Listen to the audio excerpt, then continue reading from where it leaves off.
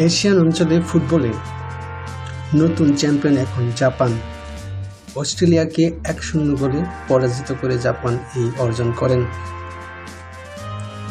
Host country হিসেবে Australia এবারের cup অনেকটাই অনুমেয় করা ছিল অস্ট্রেলিয়ার দিকে। অনেকটা হতাশ করে জাপান অস্ট্রেলিয়াকে 1-0 গোলে পরাজিত করে এশিয়ান অঞ্চলে নারীদের ফুটবলে নতুন চ্যাম্পিয়নের তালিকায় নাম লেখালো জাপান।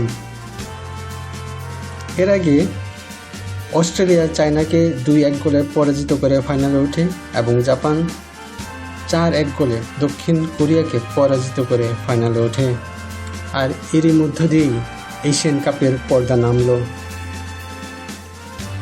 চলতি মাসের 1 তারিখ থেকে 21শে মার্চ পর্যন্ত এএফসি এশিয়ান কাপ 2026-এর টুর্নামেন্ট অনুষ্ঠিত হয়। গ্রুপ পর্ব থেকে জাপান অনেকটাই হট ফেভারিট ছিল।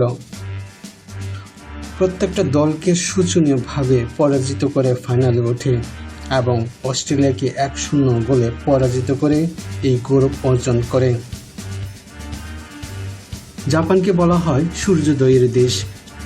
সেই সূর্যের রশ্মিতে উজ্জীবিত হয়েই যেন আজকে অস্ট্রেলিয়ার মাঠে খেলতে নেমেছিল আর অস্ট্রেলিয়াকে 1-0 গোলে পরাজিত করে তাদের কাছ থেকে ট্রফি ছিনিয়ে আনলো।